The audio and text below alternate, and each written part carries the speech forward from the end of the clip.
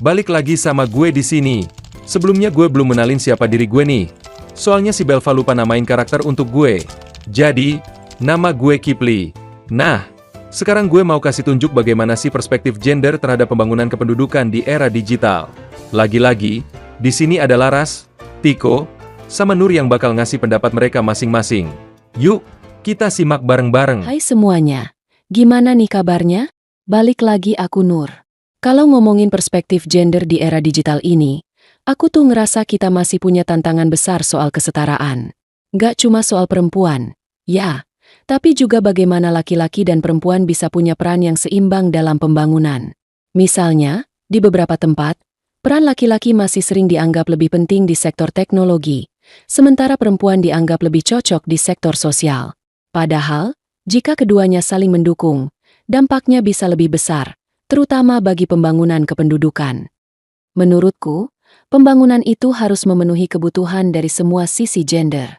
Jadi bukan hanya soal siapa yang bisa lebih banyak mengakses teknologi, tapi juga soal bagaimana teknologi bisa dipakai buat nyelesain masalah kependudukan kayak migrasi, urbanisasi, atau kesenjangan pendidikan. Kalau ngomongin gender sama era digital, menurut aku, ini soal bagaimana kita bikin semua orang, baik laki-laki maupun perempuan punya akses yang setara.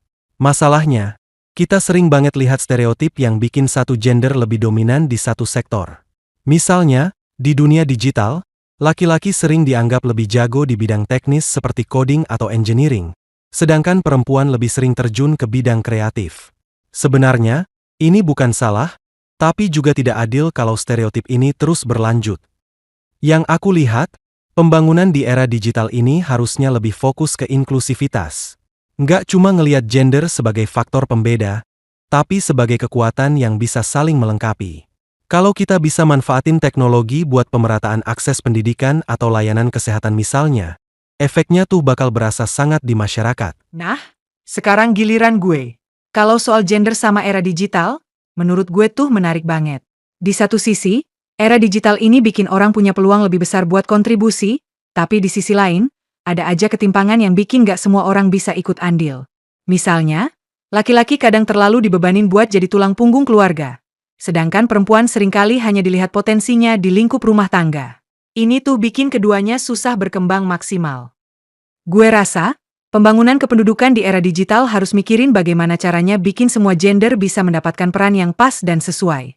Misalnya, bikin program digital yang bisa membantu ibu rumah tangga buat ngembangin usaha kecil, atau platform yang bisa membantu laki-laki ngatur waktu kerja dan keluarga lebih baik.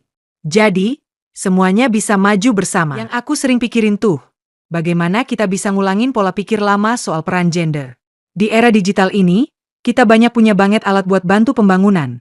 Tapi kalau pola pikirnya masih tradisional, kita bakal sulit banget buat maju.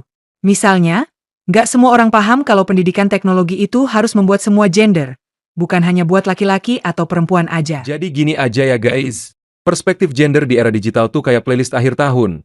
Semuanya harus masuk, biar nggak ada yang ketinggalan vibes-nya. Laki-laki, perempuan, atau siapapun, semua punya potensi buat bikin pembangunan jadi lebih keren. Kalau kita cuma fokus ke satu sisi, yang ada malah kayak nyetel lagu cuma satu genre. Jadi, yuk, kita semua ambil bagian, karena masa depan nggak bakal jadi mistape terbaik kalau nggak ada kolaborasi ya. Jangan lupa, tahun 2025 besok makin glowing, makin produktif, dan makin open-minded.